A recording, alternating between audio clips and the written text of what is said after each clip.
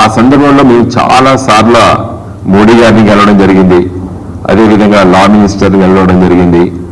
ముఖ్యంగా దీంట్లో మరి ముఖ్యమంత్రి ఆనాటి ముఖ్యమంత్రి కేసీఆర్ గారి చొరవతో మరి నేను ప్రత్యేకంగా తిరుగుతూ కేశవరావు గారు, నేను, వెంకయ్య నాయుడు గారు ఆ రోజు మరి మంత్రిగా ఉండే కేంద్ర కేబినెట్ లో వారు, ఈ లెజిస్లేటివ్ సెక్రటరీస్ వాళ్ళందరూ పిలుచుకొని మాట్లాడితే ఒక సింపుల్ అమెండ్మెంట్ ఈ చట్టానికి చేసి నాట్ స్టాండింగ్ అనేటువంటి ఒక పదాన్ని చూపిస్తే, అది డిలీట్ చేసి చూపిస్తే ఇది సరిపోతుంది చేయొచ్చు అని చెప్పి ఒక అభిప్రాయం వచ్చినప్పుడు కూడా మోడీ గారు దాటవేశారు. మరి అదే వాళ్ళకు సానుకూలంగా ఉన్నటువంటి జమ్మూ కాశ్మీర్లో సీట్లు పెంచాలనే అవసరం వచ్చినప్పుడు మేము ఏదైతే ప్రతిపాదన చేశామో నాట్ స్టాండింగ్ అనే పదాన్ని పొందపరచాలనేది అదే పొందపరుస్తూ మరి ఆర్టికల్ 317 రద్దు చేసినప్పుడు చట్టం తీసుకొచ్చి ఇవాళ కాశ్మీర్లో, జమ్మూ కాశ్మీర్లో మరి సీట్లు పెంచుకున్నారు. అంటే బీజేపీ ప్రభుత్వానికి వాళ్ళకు ఇష్టం ఉన్న దగ్గర చేసుకున్నారు, మరి తెలంగాణ రాష్ట్రానికి, ఆంధ్రప్రదేశ్ రాష్ట్రానికి పెంచడం ఇష్టం లేదు కాబట్టి వారు పెంచలేదు. ఇది 10 సంవత్సరాలు. ఇది చరిత్ర చెప్తున్నా. ఇంకా అస్సలు విషయానికి వస్తా, చాలా ముఖ్యమైనటువంటి విషయం ఇది. ఈరోజు తెలంగాణ శాసన మండలి ఉన్నది, లెజిస్లేటివ్ కౌన్సిల్. చట్టం అంటే రాజ్యాంగం ఏం చెప్తాడంటే ఆర్టికల్ 169, 170 ఏం చెప్తాడంటే 40 సీట్ల కంటే తక్కువ ఉండకూడదు లెజిస్లేటివ్ కౌన్సిల్. అదేవిధంగా శాసనసభ సీట్లలో 1/3 ఉండాలని చెప్తుంది. ఇవాళ 119 అసెంబ్లీ సీట్లు ఉన్నాయి తెలంగాణలో. 1/3 అంటే ఎంత? 40 కంటే తక్కువ, 39. మరి 40 ఉండాలి, లేవు. కాబట్టి ఇవాళ ఉనికికే ప్రమాదం వచ్చింది. దేనికి? శాసన మండలికి. ఇది ఎందుకు వచ్చింది? మరి పెట్టినప్పుడు ఎట్లా పెట్టలేదు అంటే అప్పుడు ఆంగ్లో ఇండియన్ ఎమ్మెల్యే ఉండే 120 మంది ఎమ్మెల్యేలు ఉండే తెలంగాణ శాసనసభలు. ఎంతమంది ఉండే? 120 వరకు ఉండే. ఎప్పటి వరకు?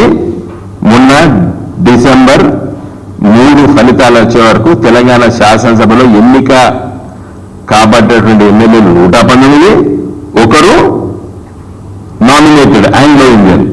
మొత్తం ఎంత? 120 ఉండే. 120లో 1/3 ఎంత? 40. కాబట్టి 40 మినిమం కాబట్టి మనం దాంట్లో వచ్చినాము. కాబట్టి శాసన మండలి మనకి ఏర్పడ్డది. ఈ మధ్య కాలంలో మోడీ గారి ప్రభుత్వము ఆంగ్లో ఇండియన్ ఎంపీలు లోక్సభలు 2 ప్రతి రాష్ట్రంలో ఉన్నటువంటి శాసన సభ నామినేటెడ్ ఆంగ్లో ఇండియన్ దాన్ని రాజ్యాంగ సవరణ 105 ప్రకారంగా 104 దాని ప్రకారంగా తీసేసిండ్రు. 104th అమెండ్మెంట్ ప్రకారంగా తీసేశారు. కాబట్టి తెలంగాణ శాసనసభకి ఏమైపోయారు? 119. మొన్న డిసెంబర్ 3 వరకు తెలంగాణ శాసనసభ సంఖ్య ఎంత ఉండే? 120 ఉండే. కాబట్టి శాసన మండలి రాజ్యాంగం ప్రకారంగా కరెక్ట్. ఇప్పుడు ఉనికికే ప్రమాదం వచ్చింది.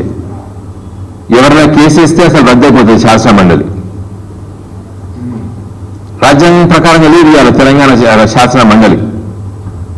దాని ఉనికికే ప్రమాదం వచ్చేసింది. ఎందుకంటే రాజ్యాంగంలో ఏం చెప్తుంది? ఆర్టికల్ 169, 170, 171లో ఏం చెప్తారంటే 40 మంది కంటే తక్కువ ఉండొద్దు శాసన మండలి.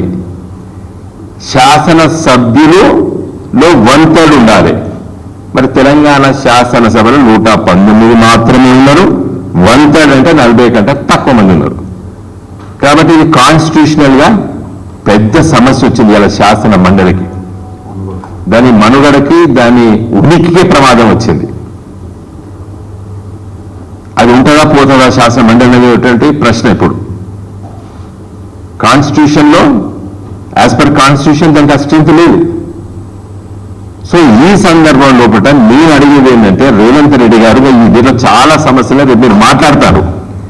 మరి ఈ ఉనికికే ప్రమాదం వచ్చింది కాబట్టి మనకు ఈ section 26 of the AP state reorganisation act లో మనకు 153 సీట్లు పెంచుకునే అవకాశం ఉన్నది. కాబట్టి రేపు చంద్రబాబు నాయుడు ఇప్పుడు చెక్లను చెప్తాడు ఢిల్లీలో. ఇదివరకంటే మోడీ లేకపోయింది మనకి. ఇంకా రెండు తెలుగు ప్రజలకు ఇలా మంచి అవకాశం వచ్చింది. మనకు శాసనసభ ఆడ చంద్రబాబు నాయుడు గారు ఇప్పుడు ముఖ్యమంత్రి గారు 175 నుండి 200 చేసుకోవచ్చు.